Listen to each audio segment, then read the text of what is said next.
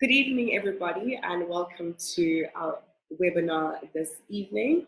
This is the first of a series of webinars that Open Secrets will be hosting over the next couple of months with regards to looking at state capture and some of the aftermath since the Zondo Commission has been doing its work and civil society is continuing to engage in the space and around on how we can take the recommendations of the Zondo Commission forward and how we can continue as a public to apply pressure in really bringing accountability after everything that has been uncovered. And just our first of the series of webinars is what is the social cost of state capture? And this evening, joining me on the panel is Moira from Corruption Watch, Devi from PARI, Public Affairs Research Institute, and Luthando from Open Secrets. Before we start our conversation and our discussion, we're going to kick this session off with a video. And so I hand over to Mamelo, our head of our comms team, to please play that for us. Let's talk about the social cost of state capture and the damage that looting has caused for South African society. We may never really finally know the true and the real costs to our country of state capture. In January this year, President Cyril Ramaphosa had stated that the most devastating effect of state capture and corruption was a loss of confidence that many have had in government. Mina okungizwisa ubuhlungu sila eSouth Africa unyaka wonke bangezi kithi bazosichazela njenge government ukuthi fine amagupta kwenzile la akwenzile ahambile yeveli umuntu kuthulile alikho ithembe likhona esikwaziyo ukuthi thina sakwafa umphathi wethu. Despite dwindling hope, the Zondo Commission presented a glimmer of hope that those responsible for state capture would be brought to book. Repeat, we want and need and demand that the Zondo Commission be our voice, hold them accountable, and we want transparency in your findings. Feed it back to us. We can't wait to hear a victorious outcome to this. Chief Justice Zondo, who led the commission, promised South Africans that he would leave no stone unturned in his efforts to get to the bottom of the rot of government. I will investigate anybody and everybody, no matter who he or she is. With the commission now done with its work, no one really knows what the true cost of state capture is. The president had stated that the cost of state capture during Zuma's 9 wasted years was more than $30 billion. Some in government have a different take. Well, corruption and state capture cost the economy 27 billion rand a year. And as many as 100,000 jobs. That's according to the Trade and Industry Minister, Ibrahim Patel. In 2016, a community in Limpopo took matters into their own hands. Faced with the reality of unemployment and a government that was failing to provide textbooks for their children, they took to the streets to raise money for these textbooks. Mind you, these textbooks were already paid for by the government. An early sign of state capture. I just think that those who were delivering those textbooks or those who were not delivering those two textbooks after having given a tender, they were capturing the state. Their battle for textbooks had begun long before 2016, 2012 in fact. In 2016, they still did not have any textbooks. When they did get textbooks, they were old and of an out-of-date curriculum. And that surprised and shocked us. This shocked me and has also made me quite angry that we've reached this stage of dysfunctionality. Even when parents opted to enroll their children in private schools, state capture throws hurdles their way. This was evidence for parents who became victims of the dodgy business dealings of the Gupta brothers. Umfana wami wokuqala use Witbank ku private school abefundela ukuba yidoctor. Kwangishaya ke lapho ngesimo semali njengoba abuye la khaya. Impilo seyinzima seyize ibona nabantwana ukuthi kunzima manje. Ngesizathu sokuthi nasesikolweni sebakhona ukuhamba ngumoya. Despite the voices of ordinary people being sidelined by the Commission, there is still hope that the findings brought by the Commission would be used to guarantee our constitutional rights. This commission is costing billions of rands. Make it count so that we can recover the money that needs to be spent on housing and food and jobs and create the South Africa that we deserve to live in. Please, Judge Zondo, do it and do it fast.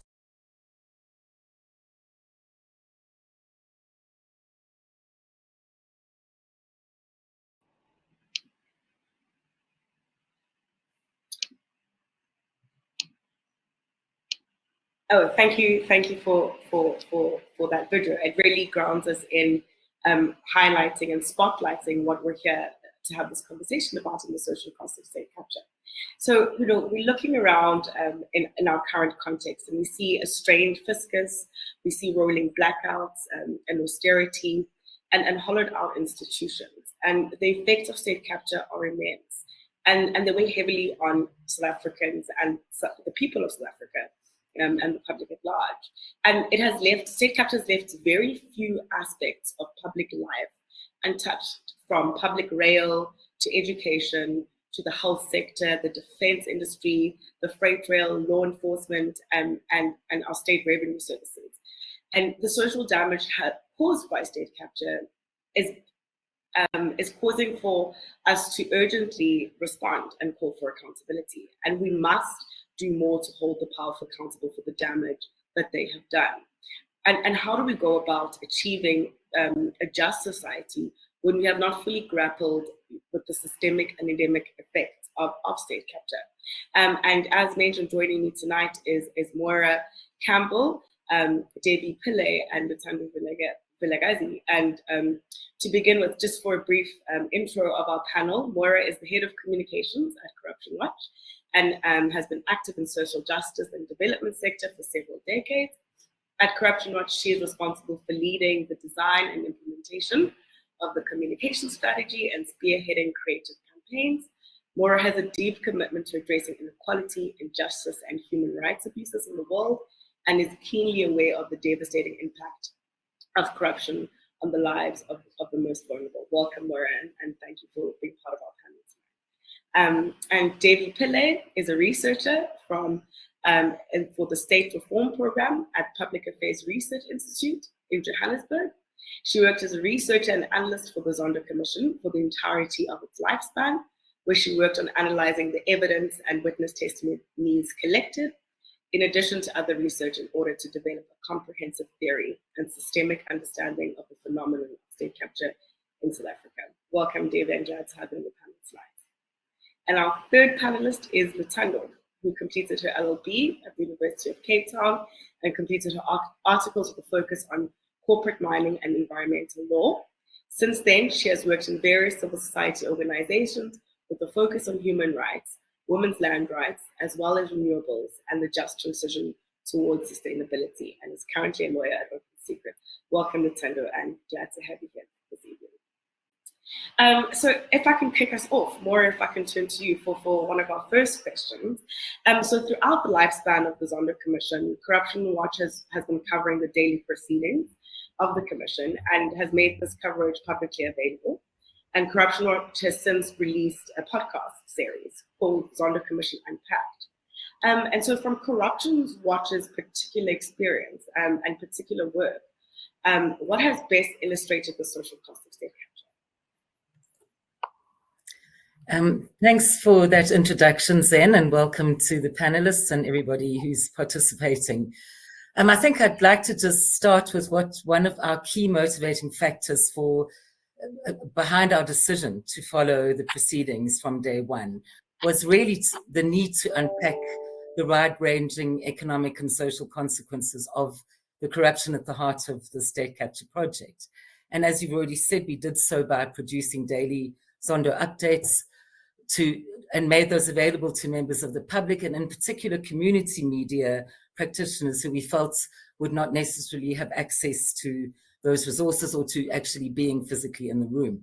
So we did that. And I think just to talk about the objective was to draw the link between the corruption or capture that we were within the organs of state and at the higher echelons of power and influence in business and government, and to draw that link to its impact on the lived experience of people on the ground in cities and communities throughout the country. You've already mentioned many of the outcomes in your introduction, the failing of not collapse power utility, the broken rail system, the substandard health services, and so on. We can go on with a whole litany of the outcome of state capture, but I won't do that. I think in terms of the work of Corruption Watch, I think we could say that this extensive archive that we built up, that we've created, represents probably, I would say, an important record of the full social cost of state capture, just by the sheer breadth of detail and confessions and the exposés of the intricate deals that were involved. However, I want to say that the range of people that appeared before the commission, both implicated parties and witnesses, is so extensive that it is difficult not to get overwhelmed by the sheer scale of those networks and the complicated transactions that we heard about that made up state capture. So if you will allow me, I think perhaps the best illustration can be of the social impact of state capture, for me, can be found in honing in on a specific testimony that during the course of the commission. And that is the testimony of Ephraim Dlamini, who was one of the intended beneficiaries of the Estina or Vrede dairy farm project in the Free State. He was one of the 87 who was supposed to be earmarked for upskilling, for job opportunities, and for training opportunities as a small-scale farmer in that province. And I think if you go back to his testimony, he spoke about how he was vilified by the MEC for Agriculture at the time for going to the media about the failed project and the complete absence of that promised job creation and skills training. He also testified to having received death threats for his exposure and became aware of a hit being planned against him and another beneficiary. So I think what I would like to say about that is that this really painful testimony, and if you go back and listen to that or access those records, it really demonstrates the very precarious and vulnerable position that whistleblowers like Dlamini find themselves in, and how there was very little protection offered by state institutions for their plight. It also speaks to how susceptible they are to stigma and intimidation, especially in politically charged communities where people in positions of power are not above fueling sentiments to sow division. And there is evidence about that. So I think the need for us as Corruption Watch, but also in terms of the whole community that was supposed to benefit from those selected beneficiaries, there's a need to prioritize a safe space for people to be able to expose corruption. And also, we need to see improved legislation, and we need to see improved processes for making the environment safer for exposing corruption. Thank you for that, Moira. And I'm in complete agreement that focusing on that particular case in point, and thank you for sharing that story. And it really does press on the importance of whistleblower protections, which did come up as a recommendation following the work of the Zondo Commission. And it's great to see Corruption Watch pushing particularly work with whistleblowers and seeking protections in that important area of work.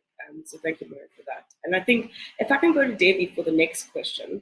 In September 2022, PARI jointly hosted a conference with CASIC called the State Capture Commission Conference.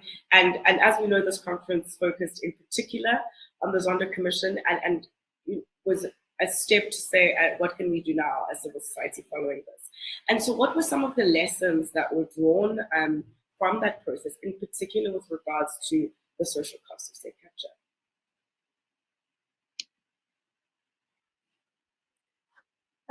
Thanks, Zen. I'm glad to be here at this webinar.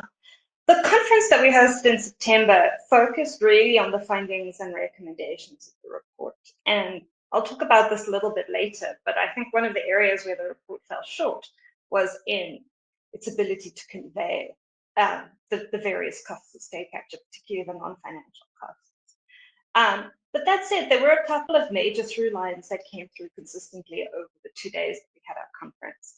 If anyone's interested, we do have a report just summarizing the proceedings on our website. One of the major through lines was about whistleblowers. Moira spoke about that. I won't go into that again. The other major through line is really about the capacity and the capabilities of the state to address state capture, but also more broadly to deliver on its mandates and to ensure that people are receiving service delivery and that the state is able to do what it's promised. So in the terms of social cost, what we need in order to achieve a just society is a state that is just, that's developmental, and that is functional. And state capture comes into this in two ways. The first is that we had weaknesses in our state institutions and in our legislative environment that allowed state capture to happen in the first place.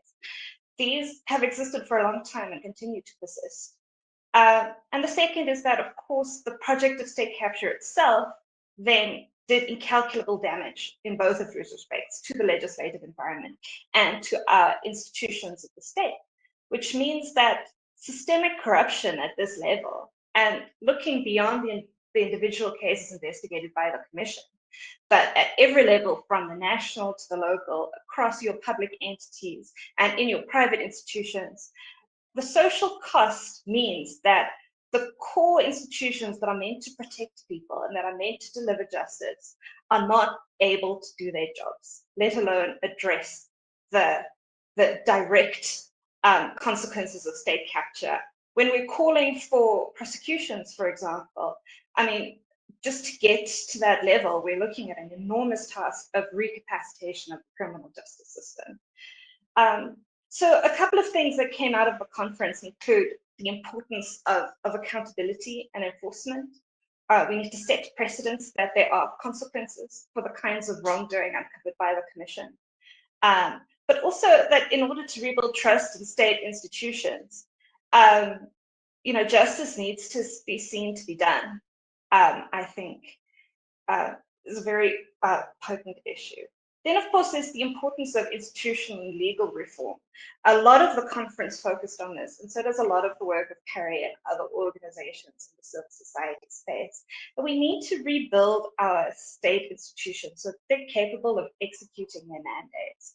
And that can take place across, a number of areas. The main ones that we've tended to focus on in these discussions have been procurement reform and professionalizing the public service, because these are the ones that have been hit the hardest by the kinds of things that have enabled state capture, and also because these are the capacities we desperately need to build in order to address those consequences.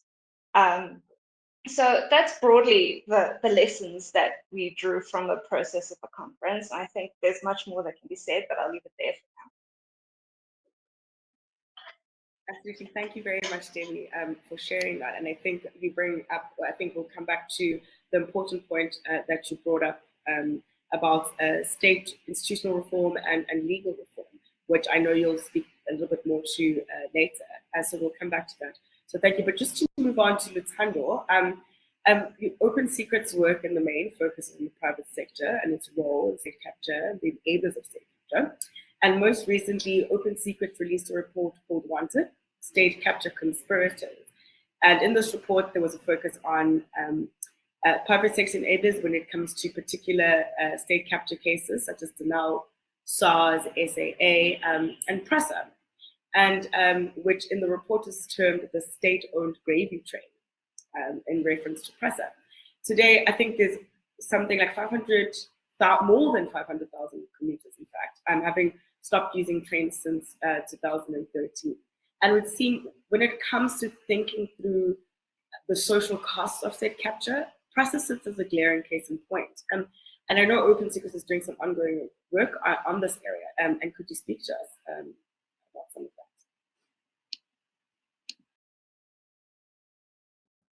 Thanks. Thank you, Zen. And hi to the panelists and to everyone watching. So before I get to what work Open Secrets is doing around PRASA, I think it's really important to emphasize that PRASA is what happens when there is no accountability.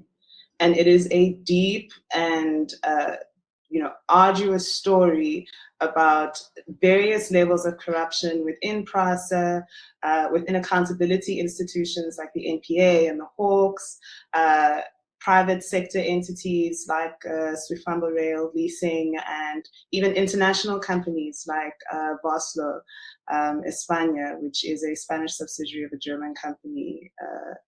So I think it's really, just speaking off of what Devi was saying, the level of corruption at PRASA, which is still ongoing, by the way, is so deep, and yet, despite the fact that it has such a massive social cost, to this day, not much has happened.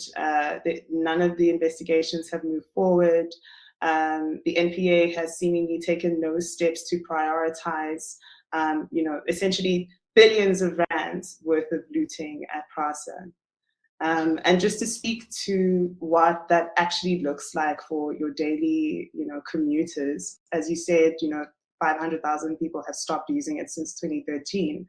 And in addition to that, in the period between 2008 and 2019, over 90% of commuters had stopped using our trains.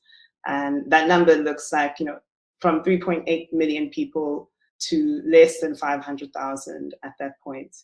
And then in terms of the actual capacity of PRASA right now to provide transportation, there's something like between 700 and 1,000 of our trains are in need of repair. No contracts have been awarded towards maintaining or repairing those trains. And where those contracts have been awarded, there are issues of lawfulness and whether they've been awarded in line with the internal processes at PRASA and the PFMA. And then on top of all of that, we have the issue of internal governance and essentially a complete hollowing out of oversight structures within PRASA because, as you said, it's a gravy train. No one who should be held accountable has been held accountable.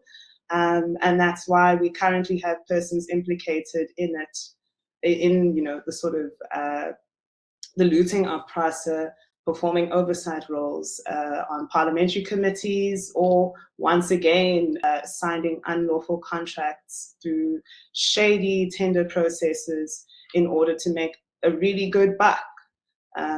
State capture works for those whom it works for.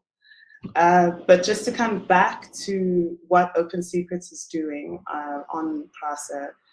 So we, as you said, there was a publication Wanted that was released last year, and that is a really great way to sort of understand the story of what has happened in PRASA.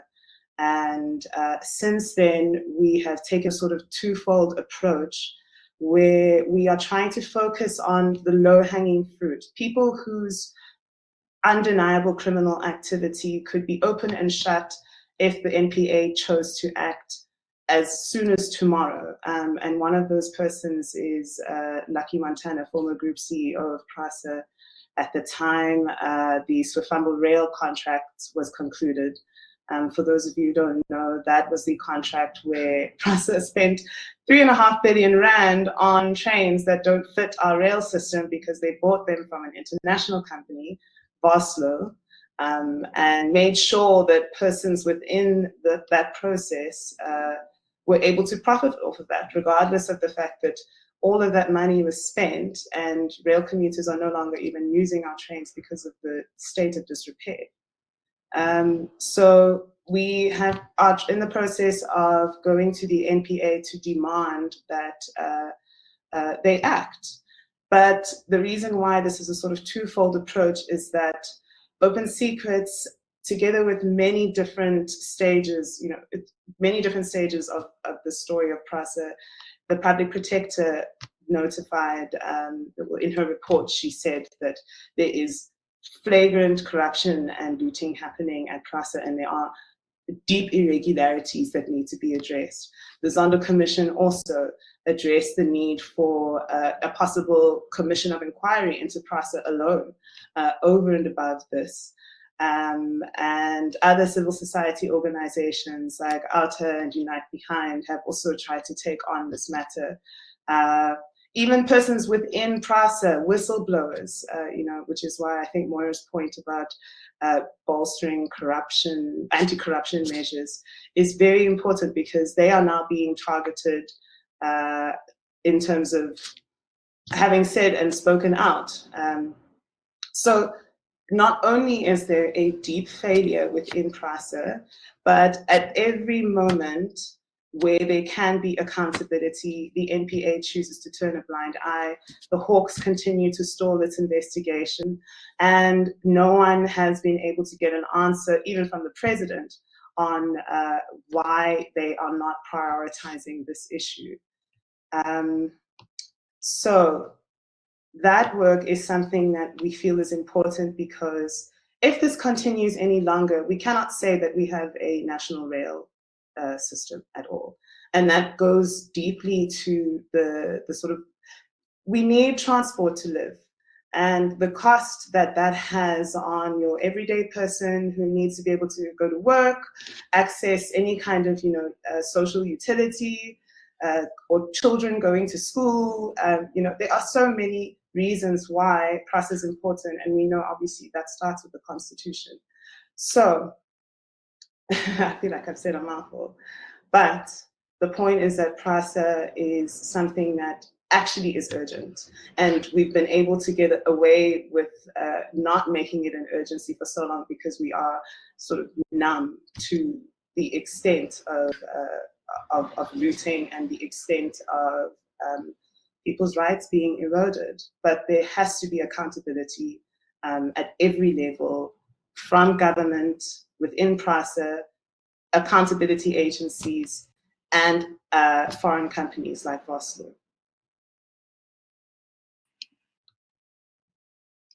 Yeah, thank you very much, Luthando, for that input and spotlighting some of the ongoing work that continues on the urgent matters such as PRASA. I think even just to draw from what you said, it's something like 94% of the contracts regarding PRASA have been found to be irregular or corrupt contracts. So yeah, absolutely. I agree, a matter of urgency for us to prioritize PRASA as a country. And I think just moving on to Moira, do you think there is public understanding of state capture and its effects on our country?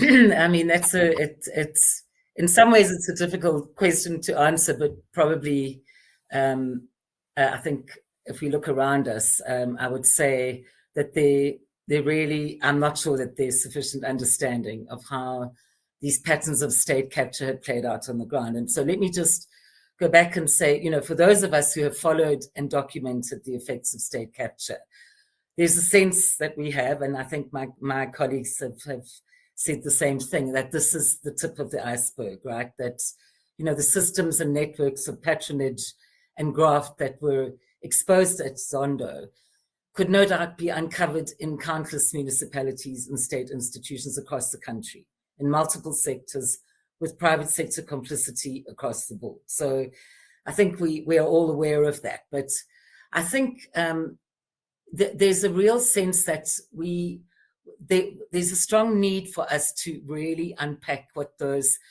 patterns are about, how they involved a deliberate derailing of institutions through flawed appointment processes, irregular tenders, contravention of procurement procedure, and just plain political interference.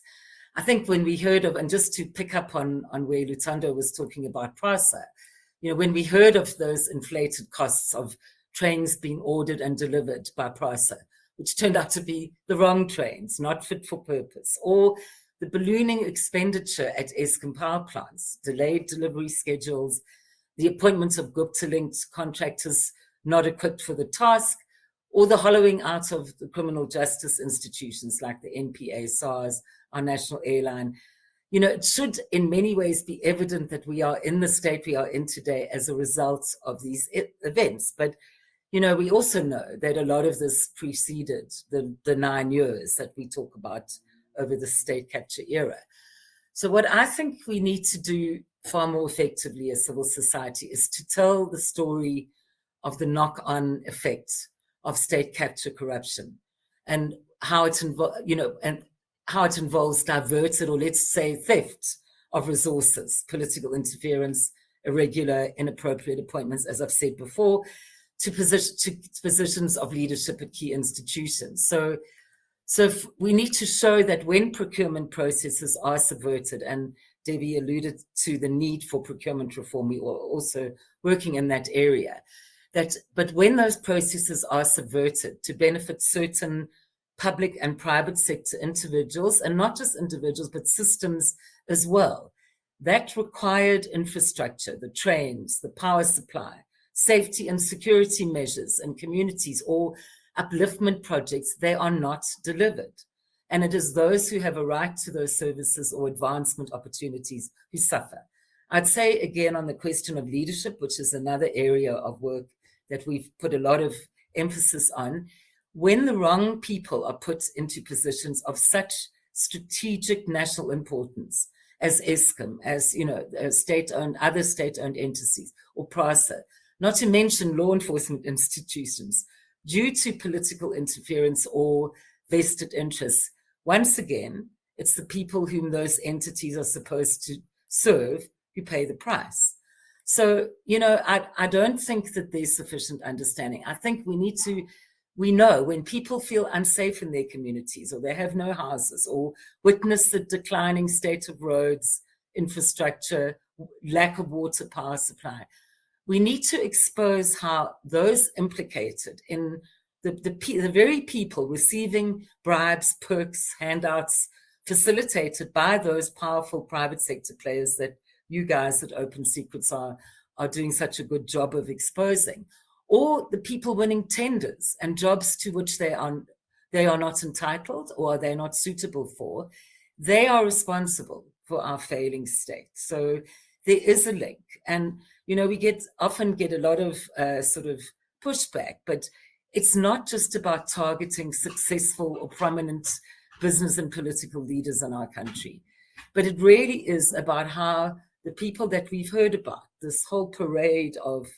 people that, you know, this unraveling of how people benefited, they failed to honor the social compact that is at the heart of building a society and a country that benefits us all. So I think there's a lot of work to be done for making that link. So if there isn't sufficient public understanding, it was so well captured in that video of yours, where the gentleman who had to remove his child from school, he said, nobody's explained to us.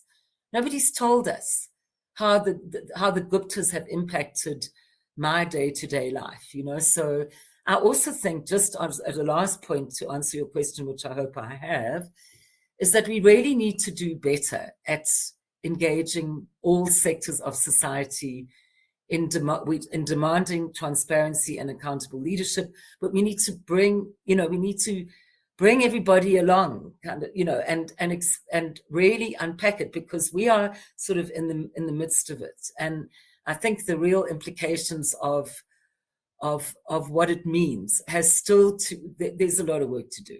Let me end with that. Thank you, Moira, and I'm definitely in agreement that the continued work of civil society remains important in making those connections and seeking creative ways to connect those dots and make the information that we are working day to day with, as some organizations working in the space, publicly available and through creative advocacy and to continue to push, to carry on having conversations. Even though for some of us, I think the space does seem very drummed out or another conversation about state capture, but yes, it is, I think, important for us to continue to do that. And I think just talking about conversation, I just would like to invite everybody in the room to please pop any questions you may have or any points of discussion that you'd like to make into the chat box, and there'll be a moment towards the end where we take questions from the floor and we ask our panelist members to speak to those. And this is a conversation. You know, we're starting a conversation, and that's the nature of the space. And I think just to move to Devi, so the work of the Zondo Commission has now ended, and you know the Commission has released its reports. And as somebody who has read all of the Commission's reports, do you think the Commission did well or didn't do well in really spotlighting and engaging with the social cost of state capture and portraying that to the public?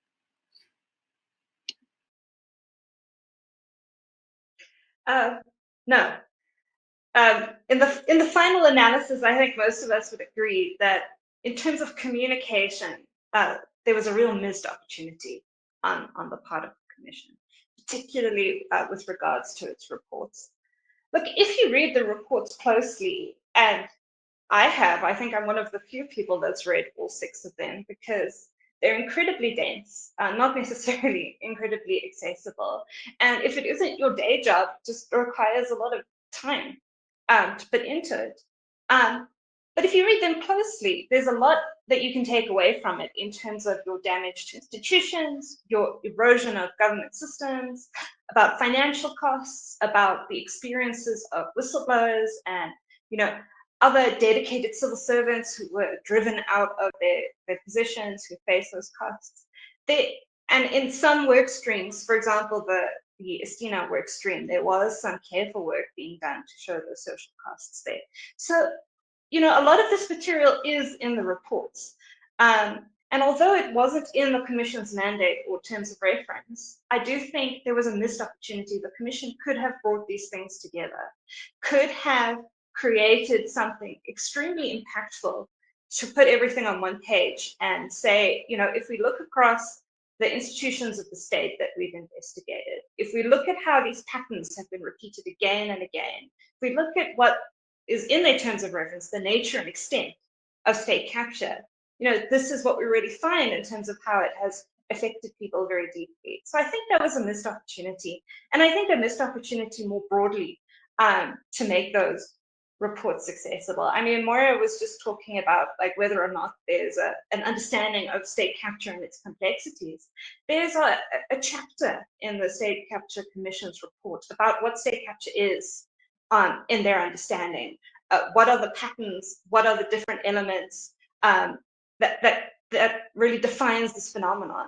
It's one of the chapters that I've seen next to no reporting about. Because it's just kind of put in there and not referred to at all for the rest of it. So there's a lot of work that could be done. And it's a real shame that in the end, we didn't get the executive summary that I think was promised in the very first chapter of the report. I mean, in the end, I had to write my own.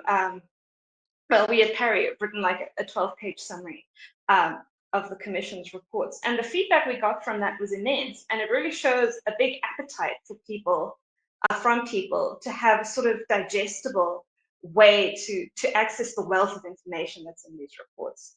But yeah, I think the Commission certainly tried hard to get to some of these social costs. They did afford certain witnesses the space to really go into that. And I think we got some really impactful testimonies.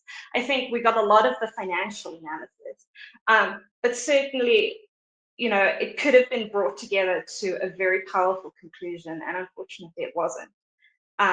But fortunately, I think that some civil society organizations are now doing work to try and bring that together and convey that. So, you know, the work continues. It hasn't ended.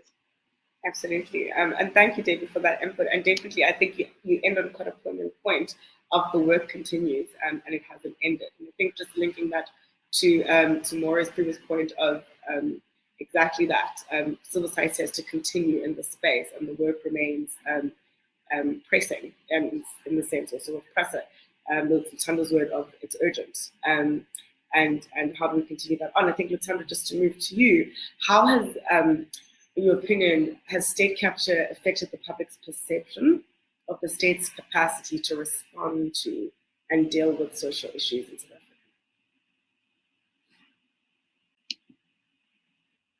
Thanks, Zen. I think the first thing is that we have a capacity as South Africans to just tap into an amnesia where we put our heads down and pretend that it's fine, that everything's getting worse. We're just going to keep moving on. And I think that's obviously because of, our history as, as we went through apartheid and colonialism as well. But in terms of, what does that mean for the state being able to tackle, state capture? One of the most important institutions will be the NPA. And if the NPA is unable to tackle, at least at the very basic level, accountability for looting, for contraventions of the PFMA, really sort of straightforward cases that they could take forward, then I think that should mean and should be a signifier to the public that our state isn't capable of tackling social issues, at least insofar as state capture contributes to them. But I think the state is also aware of that, which is why at the NPA there's been such a focus on rebranding itself. There was sort of an issue and raising of why the NPA is unable to dispense with its constitutional mandate during portfolio committee hearings. So there was a reinvigoration of personnel, a multitude of agencies or sort of units within the NPA were established in order to bolster its capacity and to deal with its lack of sort of work, really. And even I think the current NDPP advocate Shamila Batohi was named Person of the Year last year by the Daily Maverick. So they know that they're supposed to look like they're doing their jobs because that matters to the people, and you might end up with a situation where there is, real pushback from the public. But I don't think that really does anything to actually address social issues, because despite the NPA's rebranding and all of its sort of internal governance restructuring, it's not enough. They are still unable to report when they go to the parliamentary committees. They cannot explain why they are not taking cases forward. They cannot explain why their investigations are slow to complete. They cannot explain why there is essentially a lack of political will to address some of the looting and so the corruption that is so brazen and running rampant in state institutions. So I would think, I mean, everyone has an opinion on state capture and the state of our nation. I would think that there is not much trust in terms of government actually being able to tackle social issues. Whether or not that's because of state capture, I think there needs to be a broader question on the state of our nation and democracy in general in South Africa. And I don't know that it's, we mustn't conflate those issues, because social conditions in South Africa have been a sore point for those of us who needed that freedom for decades, before state capture was even a term. Thanks. Absolutely. Thank you, Luthando, for that. And I'm in agreement with that. And just mindful of time, we'll take two questions from the floor. And I think the first question is, has any work been done to establish how governance structures within Parliament can be redesigned to prevent continued corruption? Parliament's various oversight committees represent the best interests of society. SCOPA, for example, have they given priority to auditing the power and accountability frameworks for sound inquiries, investigating high-risk government departments and agencies, and scrutinizing the use of public funds? I think this question, if I could pose it to Devi and Moira to give it a first go.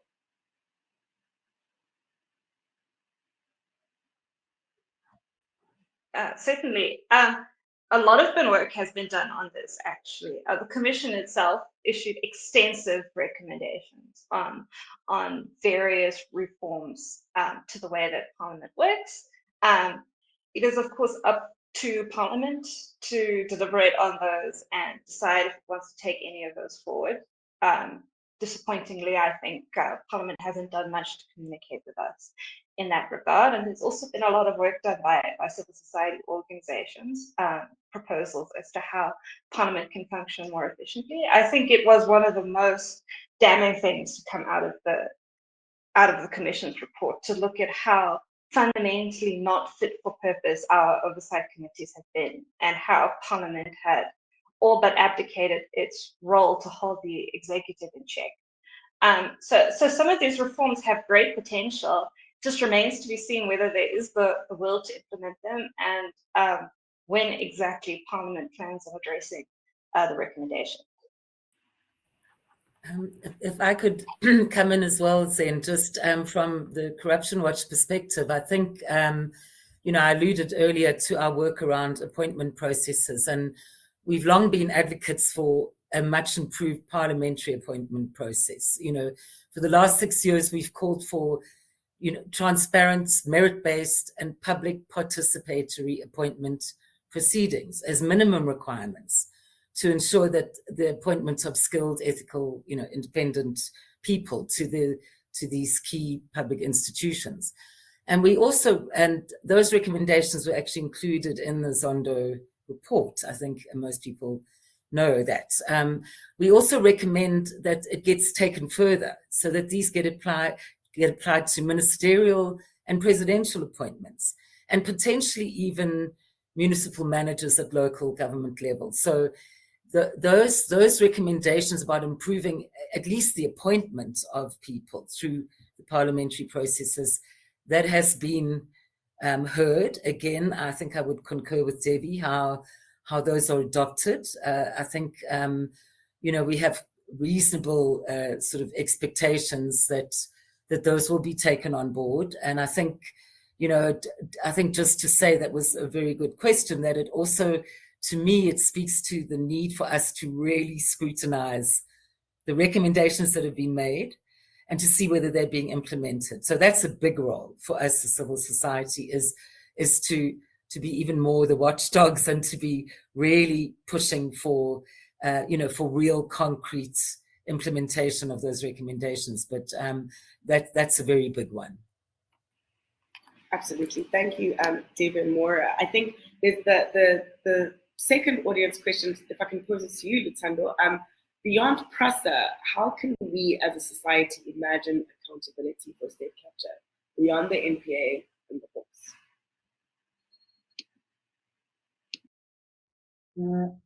Thanks for that.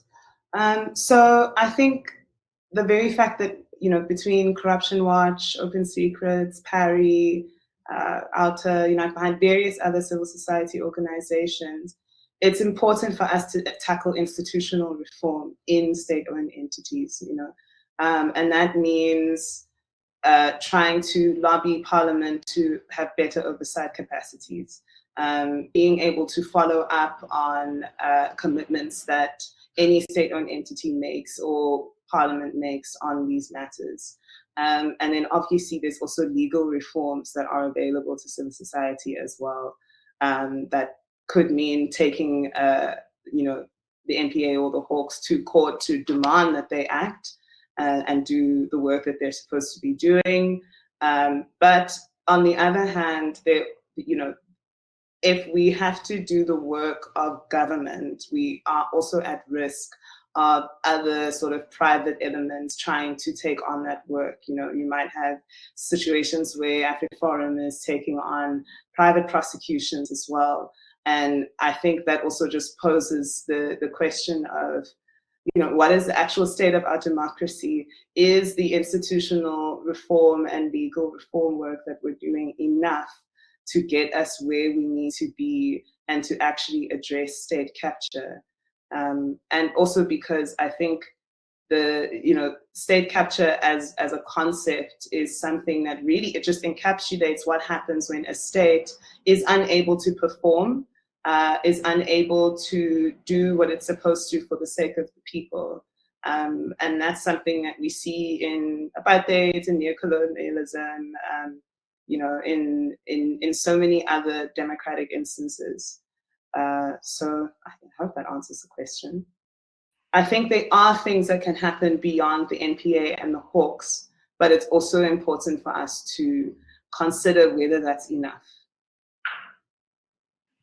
Yeah, thank you, Luthando, for that. And then the third question from the audience, I think it might be also our final question before we move towards the end of our session this evening. And I think if I can pose this to all of our panelists and give them a chance to answer this, the question is, don't we need an external body like an international court to help, given the current stalemate? So I could move to Devi first, and then Moira, and then Luthando.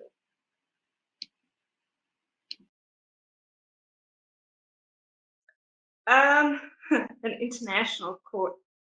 I'm not sure that would work, considering, you know, in order to subject us to the jurisdiction of any external court would also require a political consensus and concerted political will. I don't think that would ever happen. I think we don't need that. I think we have a lot of the tools that we can use going forward. We have problems in the state. We have problems of politics. I think there is progress and there are ways forward. Civil society has been making a lot of progress on these. So I don't think we've reached the point where the only thing that could possibly help us is some kind of external body to judge these issues and lift us out of the quagmire. Although I understand the impulse. I just think that the conditions it would require for that to be successful are the same conditions that are preventing other things from happening in the state right now. Yes, I think I would completely agree with what you said, Devi. I mean, I think there are all sorts of ramifications if we were to kind of outsource that to an international court. I mean, we've already seen, I know, with you know, deliberations around the International Criminal Court, around, you know, how the cases that that appear there are all sort of located in the global south, and, you know, and who's actually deciding and selecting who gets prosecuted and how do these get handled. So I think it's a bit of a minefield that. I'm not a lawyer, I'm a communicator, so let me just put that on the table. I've got many learned colleagues who've been engaging around this topic, but I would also say that we do have the tools, and I mean, you know, there's a lot for us to be really anxious about and rather depressed about, but there has been some movement. You know, we started to see the first state capture trial we saw in January unfolding in the Bloemfontein High Court, again around Freda Dairy Farm. You know, 8 people, you know, appearing there for their signatures on documents and so forth. And, you know, we've had some other arrests of people implicated in state capture. I agree, though, that the issues, you know, that there are issues about getting these to fruition, if we could put it like that, based on the capacity and the other kind of challenges, real and perceived, that have been that we've heard about from the sort of criminal justice kind of apparatus, you know. But I think I would just to end agree with what you said, Devi, that we really need to do better with the tools that we do have, and rather than just accept it's not a stalemate, that I think we can push more.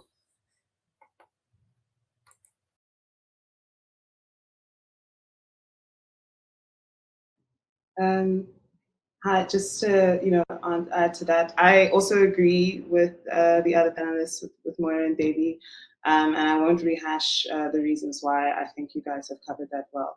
But what I do want to say is that what international courts should be doing is going after private companies in their own jurisdictions who have profited off of state capture here. We don't need them to assist us with holding our institutions and our government accountable, you know, as has already been said, because of the legal ramifications and consequences of that. I also think it would be, you know, sort of a flagrant signal to the international community that we have no democracy right now. that we have no internal governance structures or even a functioning civil society that is able to tackle state capture, and that is not a good thing either. But international courts do have the power, and in some jurisdictions they have tried to take companies that have done criminal activity here to task in France or Germany or whatever the case is. And there's more that could be done from the international community to assist us in that. Where are the Guptas? Why have they not been handed over to us with a bow? That should be the kind of focus of external and international support, I think. Thanks. Absolutely, and thank you for those inputs from the audience questions. And I completely agree with our panelists on that. And to just hone in on that important point that Luthando has raised, that yes, it is up to for international jurisdictions to prosecute the wrongdoings of the private actors in their own states. And I think an example of that is Bain. And the havoc it wreaked at SARS. Bain is a US-based company, and the bans have come from South Africa and the UK, which has been a great step following the findings of the Zondo Commission. But it's important to see the Department of Justice in America, in the United States, do its job to hold Bain to account too, especially as that is the head of the company. And so just I'm mindful of time as we move to the last couple of minutes of this session, and thank you. I think your inputs have really been great. Devi, Moira, and Luthando, thank you for that. Just to move to a final question from our panelists, I think, Devi, if we can kick off with you. You'd mentioned a lot of the work of the importance of legal and institutional reforms as important steps. And so could you speak to this and lead to closing remarks? What are some of those institutional reforms and legal reforms that are needed to address the social cost of state capture?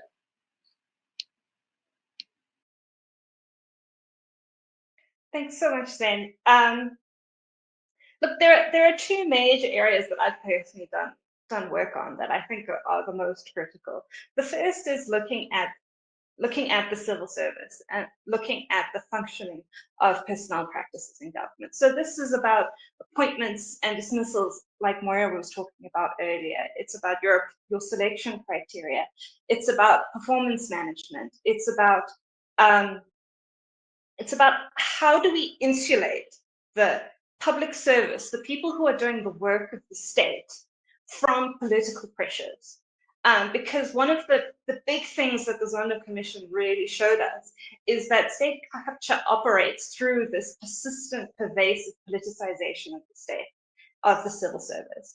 And we have no hope of addressing the social costs of state capture without a functional state. So in order to rebuild the capacity and capabilities, I think the professionalization of the civil service, I think appointment reform, I think those are real key critical areas. There has been some movement on this. There's the professionalization framework.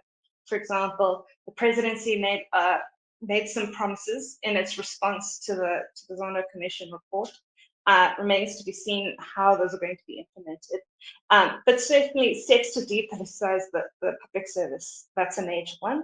And the second one is looking at the procurement regime, because that was the site of state capture. That was the main target.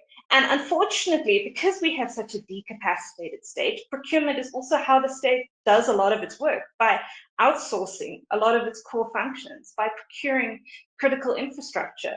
So unless we get that right, the state's not able to deliver on its basic promises, and it's not able to safeguard its resource base. So I think those are the two major areas of sort of institutional and legal reform that I've done a lot of work on that I think is very important. I think in other areas would be looking at the independence and functioning of the criminal justice system. There's a lot of work that's been done on that, on the weaknesses and the vulnerabilities in the current legislative framework.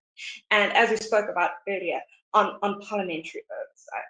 And then one last thing when it comes to addressing the social costs of state capture, And to give a bit of context to all of this institutional legal reform stuff is just a word of caution against the anti-corruption tunnel vision that we can get sometimes. I think the way that state capture has dominated the public discourse, I mean, it's rightfully extremely shocking and troubling.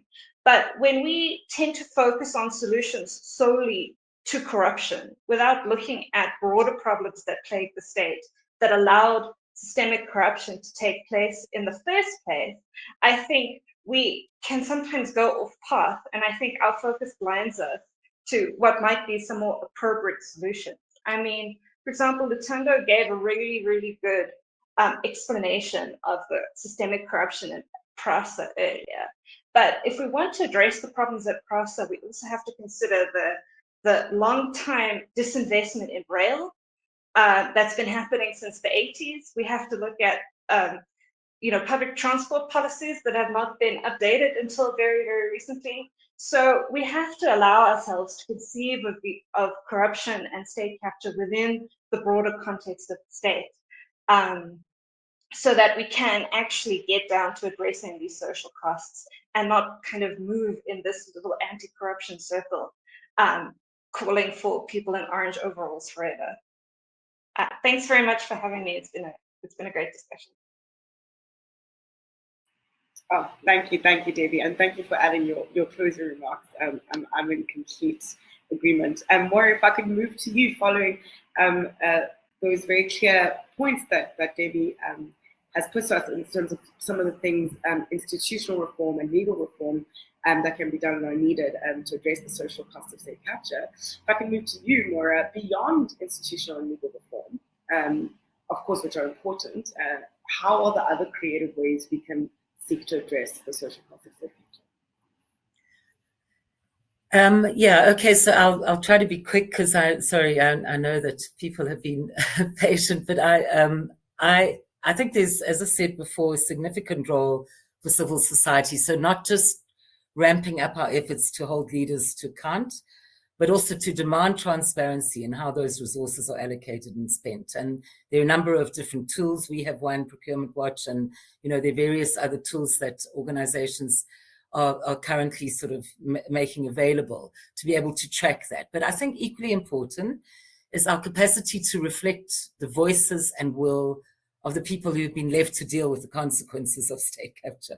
So I think, again, I'm going to point to the video that you showed us about how it's really important that we have this kind of, that, as I say, that the lessons learned and the recommendations that they are made directly available to people as a form of empowerment, actually, to act decisively against the corrupt. So just to, I'm just going to skim to a few little ideas that we have about how we can be a bit more creative. And the one is the use of those data analytics and data tools.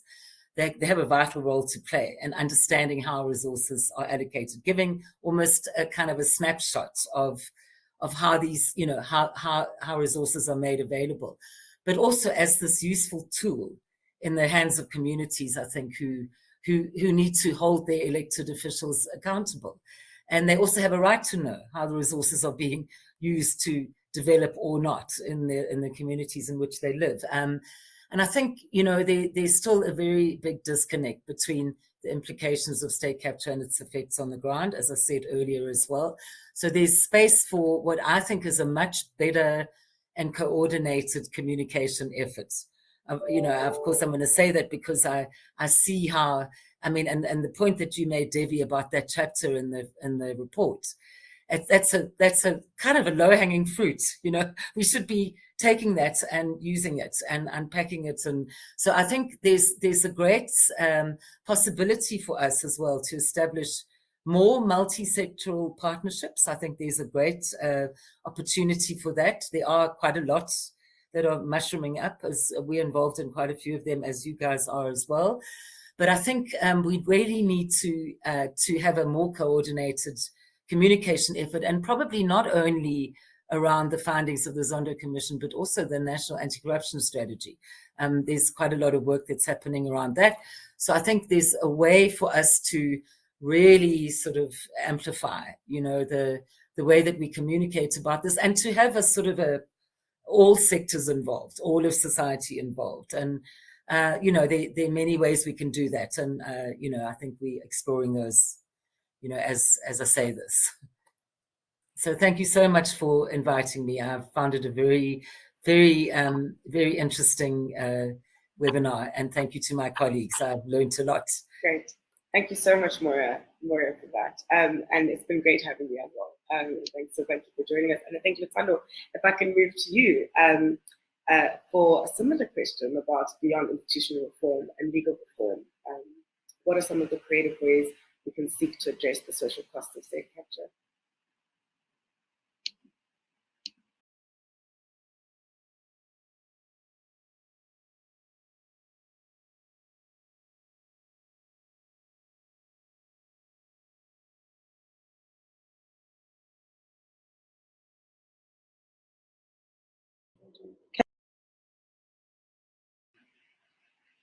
We'll just give Luthando a few moments. I think we have you back. Yes. Yes, we can hear you. Can you all hear me? Great. Sorry about that. So, this question I think is something that civil society has also been asking itself for the last few years, because, fundamentally, NGOs and the NGO sector is going to be gripped with institutional and legal reform. And I think, highlighting the fact that transparency is really important, as Moira has done, that's something that I totally agree with. And I think Devi also said that, there is no, we cannot deal with social issues if there's no state. So I don't want to downplay the importance of institutional and legal reform. But it's also, it's a tough question, because I think what it really gets at the heart at is, how do we fix our country? How do we get things to a place where we feel like, okay, post 94, we have really arrived now. We are at a place where we can say that even if things aren't perfect, we are able to provide, a state that at least is workable for everyone. Because I don't think that's where we are right now. I think we're very far from that. And obviously, civil society's role in that is important, because there is advocacy and campaigning, which I think are some of the more creative ways of addressing social issues. But it also means that what we're doing is sort of saying that it's no longer the state's responsibility to provide what it should. And I think that is such a, if we do agree, maybe there's a conversation that needs to be had. Do we need a state? I don't know. But if we do accept that a state is necessary, then I think it's difficult to run away from institutional and legal reforms. It is important to empower those who are at the worst receiving end of social issues in our country, whether it's food costs, petrol prices, education, healthcare, transportation, you name it. But I think that only goes so far. And then it becomes a question of, is our democracy working for us? Does our constitution work for us? Do we need to have an actual grown-up conversation with ourselves about where is our country going? Those are just sort of my thoughts on that. I feel like it's not a real answer, but oh well. But just to say, and I'm also mindful of time, thank you so much for this opportunity. I've also learned so much from my colleagues, the other panelists. And thank you to the Open Secrets team for providing this space and for organizing it. It's been very great and very informative. Thank you, Luthando. Thank you for your contributions, Devi, Moira, and Luthando. It's really been such a great conversation. I think sometimes it is difficult. I think when we feel bombarded by another conversation about state capture, another conversation about corruption, but it really is an important conversation for us to continue to be having. And I'm so grateful to you all for joining us in being able to have this conversation in a new light and to just we highlight the importance of civil society's ongoing work in this space. I think just to end, the Civil Society Working Group on State Capture submitted, which all the organizations here were a part of, submitted a joint submission. And in that, it was highlighted, and the main point was, state capture and corruption is not a victimless crime. Our struggle against state capture and corruption is our struggle for human rights in South Africa. And so I think that's a clear point for us to end on tonight. And thank you to all our panelists. This was an incredible conversation. Have a lovely evening. Thank you so much. Thanks. Thank you. Thanks for having us. Thanks, everyone. Bye.